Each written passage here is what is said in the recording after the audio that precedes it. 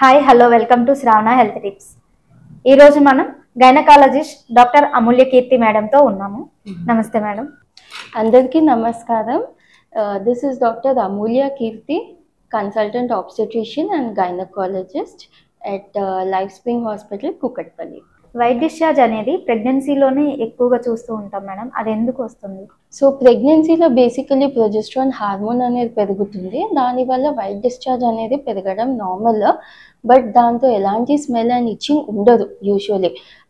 ఎలా smell and itching ఉంది అంటే ఒకసారి మీ ఆబ్స్టెట్రిషియన్ని కన్సల్ట్ అవ్వడం బెటర్.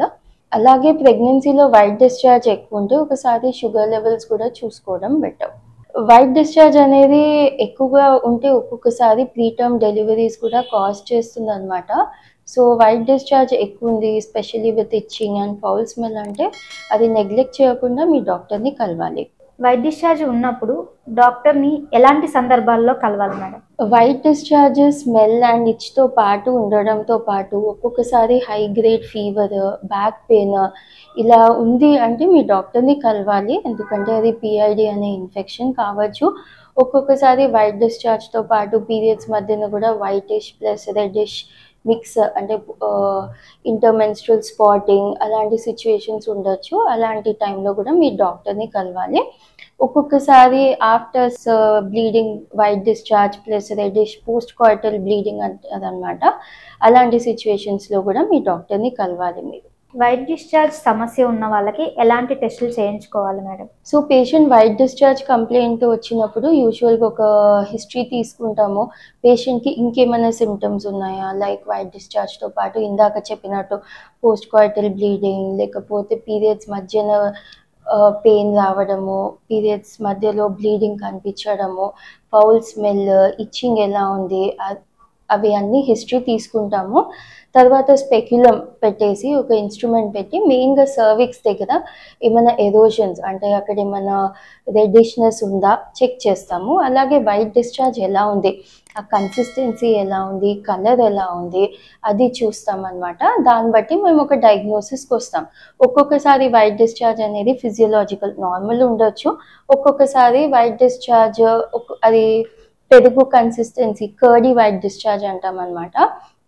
అది యూజువలీ ఫంగల్ ఇన్ఫెక్షన్స్లో ఉంటుంది. సో వైట్ డిశ్చార్జ్ కలర్ బట్టి స్మెల్ బట్టి ఒక డయాగ్నోసిస్కి వస్తాం. ఈ బ్యాక్టీరియల్ ఇన్ఫెక్షన్స్లో మాత్రం వైట్ డిశ్చార్జ్ అనేది వాటరీ కన్సిస్టెన్సీలో ఇలా రా ఎగ్ కన్సిస్టెన్సీ అంటాం అనమాట. అండ్ బ్యాడ్ స్మెల్తో అసోసియేటెడ్ ఉంటుంది. సో ఒక్కొక్కసారి గ్రేష్ కూడా ఉంటుంది అనమాట బ్యాక్టీరియల్ వెజైనోసిస్ అనే కండిషన్లో. సో ఇలా కొన్ని ఒకసారి ఎగ్జామిన్ చేసి దాన్ని బట్టి అది ఫిజియోలాజికలా పెథలాజికలా చూస్తాము. అవసరం ఉంటే స్వాబ్ తీసుకొని టెస్ట్కి పంపిస్తాము ఎలాంటి ఇన్ఫెక్షన్ చూడడానికి. సో యూజువల్గా మనం స్పెసిఫిక్ టెస్ట్ అనేది ఏమి ఉండదు. మెయిన్గా మనం ఇంటర్నల్ ఎగ్జామినేషన్ చేస్తాము అండ్ అవసరం ఉంటే ఆ స్వాబ్స్ అనేది మనం టెస్టింగ్కి పంపిస్తాము. వైట్ డిశ్చార్జ్ సమస్య ఉన్న వాళ్ళకి ఎలాంటి ట్రీట్మెంట్ తీసుకోవాలి మేడం? వైట్ డిశ్చార్జ్తో first thing life style modification, అంటే నేను ఇందాక చెప్పిన ప్రికాషన్స్ ఫాలో అవ్వడము, ఫాలోయింగ్ హైజీన్ ప్రాక్టీసెస్ ఇవన్నీ చేయాలి. దీంతో పాటు తగ్గలేదు అంటే మనం యూజువలీ సపోజ్ ఫంగల్ ఇన్ఫెక్షన్ ఉంది అంటే యాంటీ ఫంగల్స్ ఇస్తాము. దాంతోపాటు లోకల్గా ఇచ్చింగ్ ఉంది అంటే లోకల్గా క్రీమ్స్ ఇస్తాం అనమాట ఇచ్చింగ్ తగ్గడానికి. అండ్ దీంతోపాటు సపోజ్ బ్యాక్టీరియల్ ఇన్ఫెక్షన్ ఉంది అంటే బ్యాక్టీరియల్ యాంటీబయాటిక్స్ ఇస్తాము అండ్ అలాగే లోకల్ క్రీమ్స్ ఇస్తాం అనమాట. ఇవన్నిటికంటే మెయిన్గా హైజీన్ మెయింటైన్ చేయడం ఇంపార్టెంట్. ఇవన్నిటితో క్యూర్ కాలేదు అంటే ఒక్కొక్కసారి అక్కడ సర్విక్స్ దగ్గర ఎరోజన్స్ ఉన్నాయి అంటే మనం క్రయోథెరపీ అనే ప్రొసీజర్కి వెళ్ళాల్సి ఉంటుంది. బట్ యూజువల్లీ మెడికేషన్స్ కరెక్ట్గా యూజ్ చేస్తే వైట్ డిశ్చార్జ్ ప్రాబ్లం అనేది ఈజీగా సాల్వ్ అవుతుంది. ఇంకొక విషయం ఏంటంటే ప్రైవేట్ ఏరియాలో హెయిర్ రిమూవల్ కోసము ఈ వ్యాక్స్ యూజ్ చేయడం కానీ క్రీమ్స్ యూజ్ చేయడం అనేది మంచిది కాదు. దానికంటే హెయిర్ షార్ట్గా ట్రిమ్ చేసుకోవడమే బెస్ట్ అనమాట. ఈ వ్యాక్స్ యూజ్ చేయడం వల్ల, కెమికల్స్ యూజ్ చేయడం వల్ల కూడా ఈ వైట్ డిశ్చార్జ్ అనేది పెరగచ్చు. వైట్ డిశ్చార్జ్ ఎక్కువగా ఉన్న వాళ్ళకి ఎలాంటి డైట్స్ తీసుకోవాలి మేడం? వైట్ డిశ్చార్జ్ బేసికలీ ఇందాక చెప్పినట్టు it's an imbalance between healthy bacteria and unhealthy bacteria. So healthy bacteria growth కోసం మనం ప్రోబయోటిక్స్ అనేవి ఉంటాయన్నమాట. ఆ ప్రోబయోటిక్ ఉన్న ఫుడ్ తీసుకుంటే మంచిది.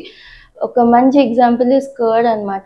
Curd and yogurt, dairy products అనేవి they are rich in probiotics. So అది తీసుకోవడం వల్ల హెల్దీ బ్యాక్టీరియా అనేది ఫామ్ అవుతుంది. సో ఇలాంటి ఇన్ఫెక్షన్స్ రాకుండా హెల్ప్ చేస్తుంది. ఇంకొన్ని food substances like oranges, citrus fruits, antioxidants ఉన్న ఫ్రూట్స్ ఆర్ ప్రోబయోటిక్ హెల్దీ అనమాట.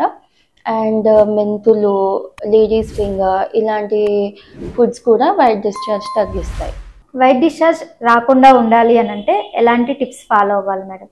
వైట్ డిశ్చార్జ్ ఎక్కువ రాకుండా ఉండడానికి ఫస్ట్ థింగ్ ఇందాక చెప్పినట్టు మంచి ఫుడ్ ఒకటి తీసుకోవాలి. And most importantly hygienic practice, అంటే బ్రీదబుల్ అండర్ గార్మెంట్స్ వేసుకోవాలి, టైట్ ఇన్నర్స్ వేసుకోవద్దు. సో ఫ్రీక్వెంట్ వెజైనల్ డూషింగ్, అంటే ఫ్రీక్వెంట్గా వాష్ చేసుకోవడం అవాయిడ్ చేయాలి. ప్రైవేట్ పార్ట్స్ వాష్ చేసుకున్నప్పుడు ఎలాంటి soaps, scented soaps, bubble baths ఇవన్నీ అవాయిడ్ చేయడం మంచిది. జస్ట్ ప్లెయిన్ వాటర్తో వాష్ చేసుకోవడమే మంచి practice. And cotton undergarments are advise, ఎందుకంటే అవి బ్రీదబుల్ ఫ్యాబ్రిక్ కాబట్టి. అండ్ దీంతో పాటు ఫ్రంట్ టు బ్యాక్ వాషింగ్ అనేది చేసుకోవాలి. సో దట్ ఎలాంటి ఇన్ఫెక్షన్ వచ్చే ఛాన్స్ తగ్గుతుంది.